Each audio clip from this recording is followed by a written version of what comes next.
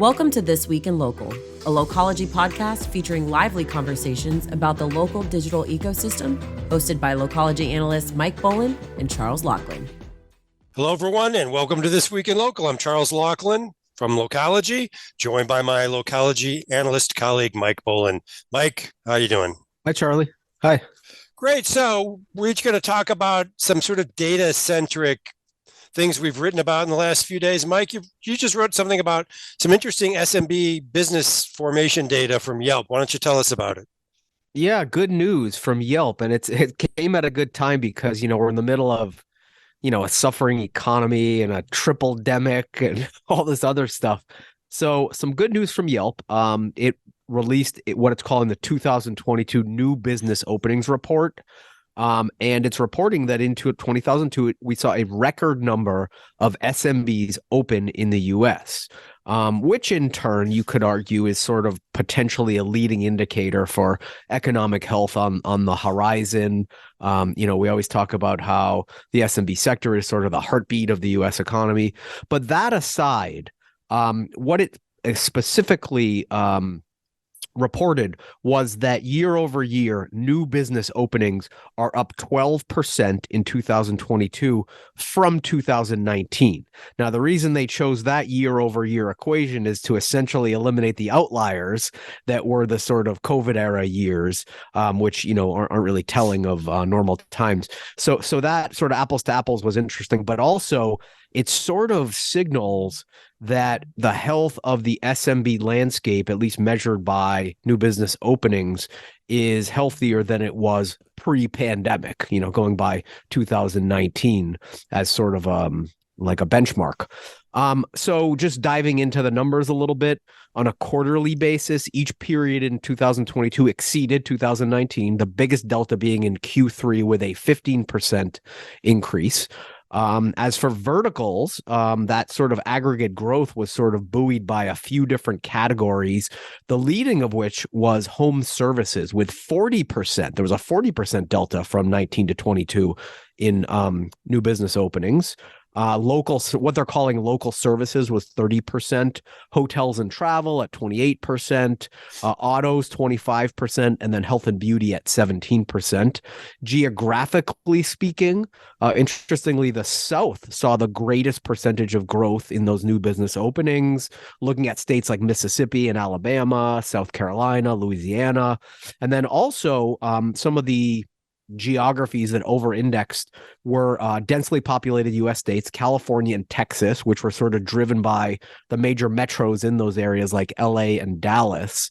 But beyond the data itself and the sort of good news that signals quantitatively, we took sort of a qualitative analysis route when writing about this, in that not only are these new businesses outnumbering those that we saw in 2019, but there might be some interesting qualitative differences. And this reminds me of an interview that I did with Yelp's Chad Richard a few months ago, and we're going to actually replicate this discussion on stage at L23 in April, is that the types of businesses that opened from 2020 through 2022 really had their work cut out for them, right? They had to always be on top of sort of a volatile set of variables like, mask mandates and local consensus on vaccines, and then other things that are sort of non-pandemic, but maybe related. We had, the Great Resignation. They had to be really good at recruiting. They're dealing with inflation. They're dealing with supply chain issues. And it just has forced them to be a lot savvier. So the sort of outcome of all of this is sort of interesting in that the question of, is this new batch of SMBs going to be inherently more sort of savvy and fire tested? And I think that there's that normal sort of turnover process that happens, but I think it's been a bit accelerated. You have some of those younger generations that are generation of proprietors that are inherently, digitally native and more savvy, but some of these other factors might have forced them to just like elevate their game a little bit more when it comes to digital marketing and operational excellence. So the result of all that is the question of, is this sort of Darwinian dynamic out there now where like the bar has been raised and the skills it takes to require or to compete, excuse me, in the SMB landscape, are they inherently a lot more advanced than maybe they were 5 years ago? So that's sort of the big question. But yeah, a lot of interesting things in the data. Great. So this begs a number of questions, and I don't know if the data revealed answers to any of these. We can take a stab at them. Now, you mentioned sort of this notion of the bar has been raised in terms of the operational, lack of a better term, operational boxes do you have to check in terms of digital adoption and other things in order to survive. Do we have any sense of who's starting these businesses and how prepared are they to check those boxes? And we may not know that. Yeah. That's a good question. We don't know. I think that there was a certain assumption I made in terms of there's a share of them that are going to be inherently younger in just that sort of, new forest regrowth sort of turnover analogy you see with, businesses and a lot of businesses that went out of business in the pandemic. It sort of accelerated their retirement. A lot of businesses said, well, I'm a few years from retirement anyway. It just sort of pushed that up. So I think that normal turnover of, an old business retires, that spot on Main Street gets replaced with a newer, potentially younger business. I mean, younger in both the age of the business and in the proprietor. That sort of turnover was accelerated. So I think in terms of profiling the personas of these businesses, to answer your question, we can make some assumptions that a certain share of them will be younger and more digitally savvy. But other sort of psychographics, I'm actually not sure what that makeup is. I bet it's pretty evenly spread. Right. Yeah, and I think we're making an inference and making an assumption that sort of younger, more digitally native business is going to be more prepared to ride out the inevitable speed bumps that small businesses face. Exactly. So, I mean, I think, it'll be interesting to test that assumption, inference, whatever we want to call it, going forward over the next few years, because it's going to be some tough times over the next, between inflation, supply chain, labor markets, all the things that you mentioned that are existing challenges for businesses. We'll see, we'll see what the churn rate is on those new business formations, I think, as we look ahead. Yeah.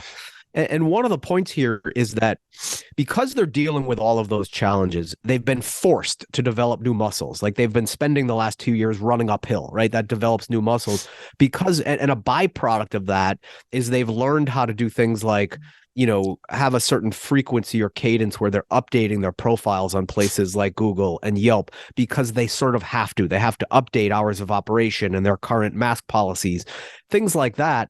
Have just forced them to be more digitally savvy. But then the byproduct is they're going to be better digital marketers. And again, that leads to the question of, will that raise the bar overall in digital marketing? So anyone sort of entering this competitive landscape, any SMBs, they sort of have to be at a certain baseline of savvy to even survive. And it's that sort of question of like, is there a new sort of Darwinism in the new face of the American SMB?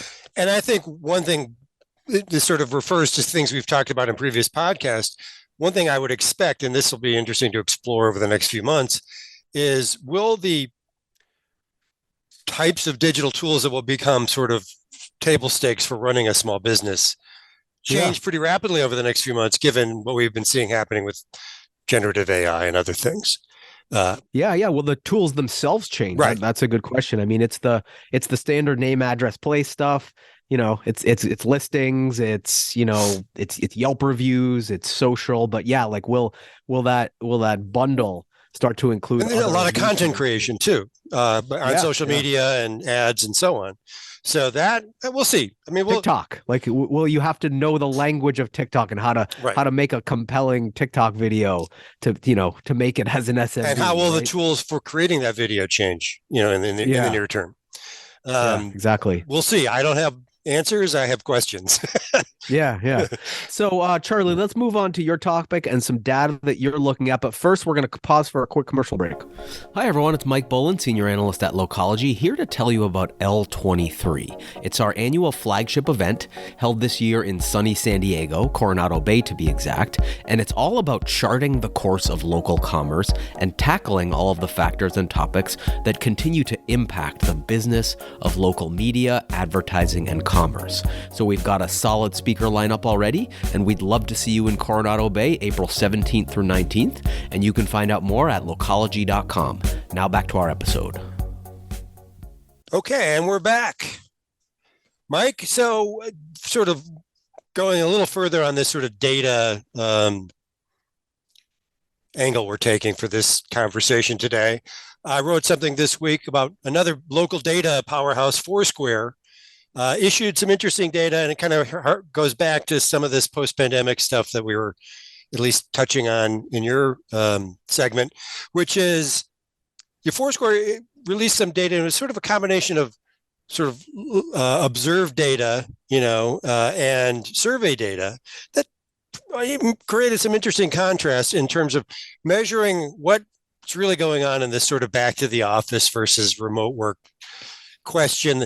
We've been seeing a lot of contradictory data about, though I think generally the data has been pointing to a new normal of hybrid work, et cetera, which those are all terms that make me cringe a little to say, but, they're sort of the language we're using now to describe this environment. And what was interesting, they were kind of sharing some survey data, and I think it was New York and Washington, forgive me if I'm a little off on that, where the locations were, but kind of looking at, what people were saying about what they're doing in terms of back to work in the office versus remote, and what the observable location data actually showed. And they had there's like a heat map that we embedded into the post showing sort of the churn during the day of people coming in and out of office locations in New York City.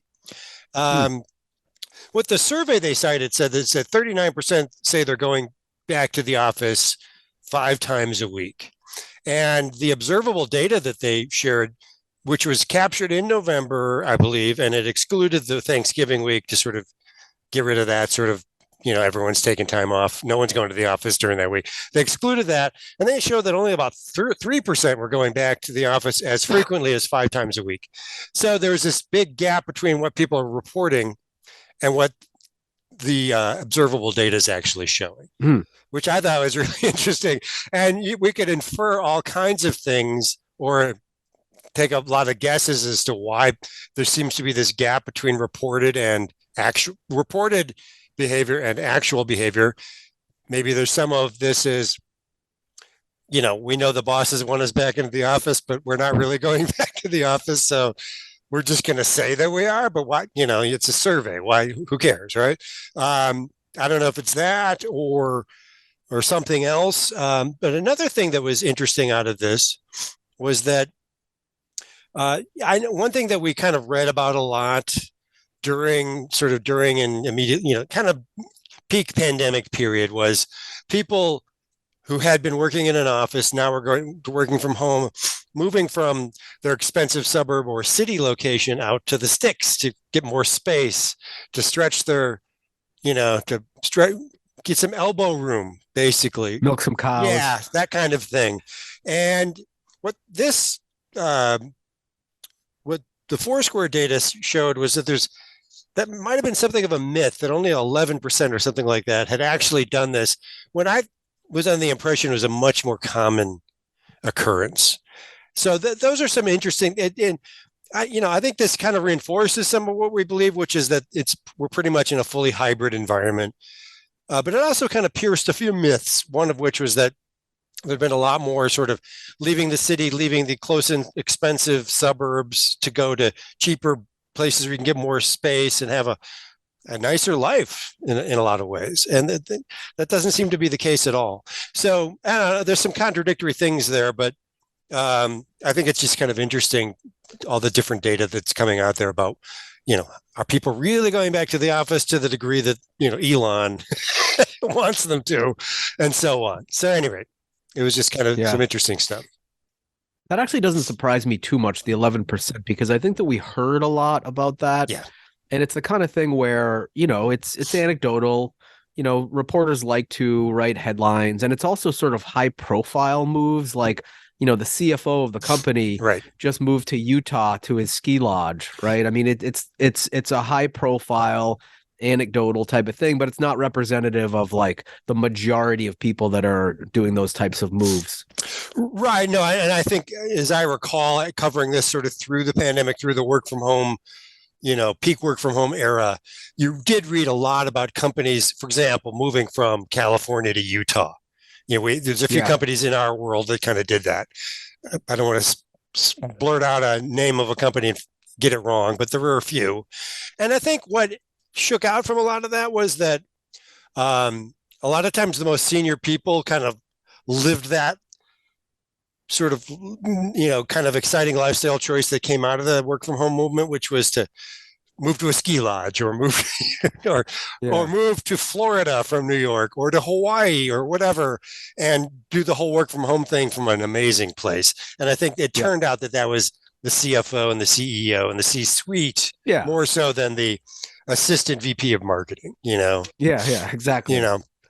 which was kind of fun and interesting, and maybe not an inconvenient truth for the C-suite in some cases. Yeah.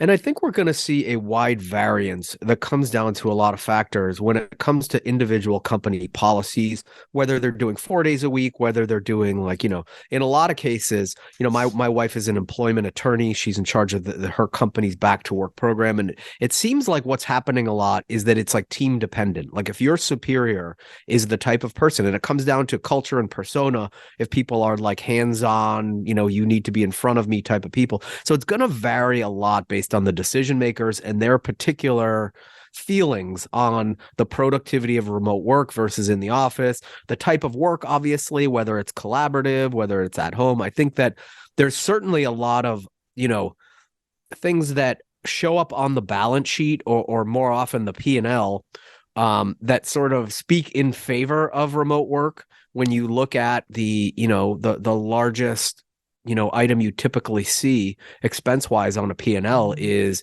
besides headcount, it's usually office rent, something along those lines. Sometimes that can be a sunk cost if you got the building anyway. Or the lease, or you have a lease that's, Yeah, that could be pushing some folks away from remote work if the CEO is really just wanting to get, even though it's a sunk cost, wanting to realize some ROI on that building lease. So I think there's like a million little sort of things that influence that decision, and it's going to be different at each company. But what makes that interesting is if it becomes some sort of like recruiting tool, if we get into the situation where it's a buyer's market or a seller's market, for talent, which we often see in highly technical fields, they're going to use that as leverage in terms of negotiating, or, I want to only come in 1 day a week or not at all. Right. So I think that it's going to continue to be like a new thing that's in the quiver of HR reps and recruiters in terms of, and that's going to, whether or not you're dealing with a buyer or a seller's market for talent, it's going to be used on both sides of that table. But I think it's going to be one of those things that's going to be a negotiating tactic for recruiting. No, and there's no question about it. And I think there's some interesting tensions on a couple of points between what data is going to show and what the opinions of CEOs are. One of these is on sort of the value of the office.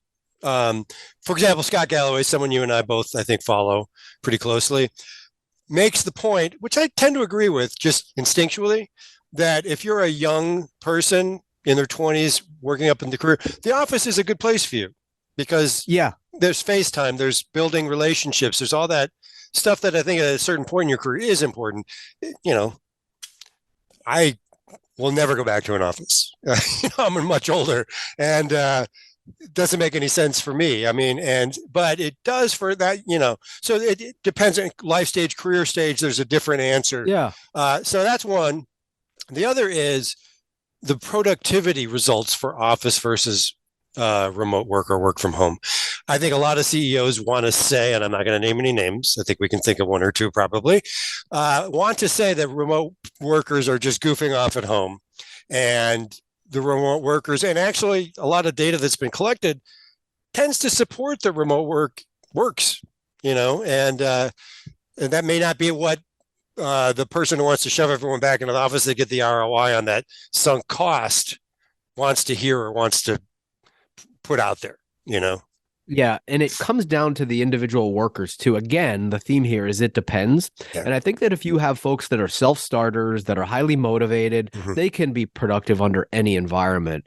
But if you have sort of people that sort of need to be led by their nose, and also you brought up a good point, sort of younger employees or early career individuals tend to need that direction and that mentorship. I think another point is, like, I've lived this whole arc because, you and I have been working remotely long before the pandemic in terms of sort of the companies we worked for have had sort of far-flung remote analyst teams. And I've been working remote since 2002. So I've lived that whole arc. At the very beginning of that, I was in my late 20s, and it was indeed very isolating because I was looking at all my friends who had like sort of a social graph at work, and they would go for after work drinks, and that sort of social aspect of work is certainly there. And it's a hunger when you are in your late 20s and, early to mid 30s. Right now, at my age, it's an annoyance. Not have to do that. Right. Yeah, no, fair enough. And I think we'll probably going to see a lot more data coming out. And again, we've talked in the past about the sort of remote work ecosystem, software ecosystem that's emerging that we'll talk a lot about at our conference. We're going to have two great speakers on that topic. Anyway, Mike, I think that's a good point to end things on. Do you want to read us out? Yeah, thanks everyone for listening. This has been This Week in Local. This episode was brought to you by L23, which is Localogy's flagship event, taking place this year in San Diego, April 17th through 19th. And you can find out more at localogy.com. And stay tuned every week for more episodes of This Week in Local. You can find the show on all major podcast networks. Please subscribe, like, and comment. So I'm Mike Boland with Charles Laughlin. Thanks for listening, and see you next week. Thank you for tuning in to this week's episode of Localogy's This Week in Local with Mike Boland and Charles Laughlin. Be sure to subscribe for more.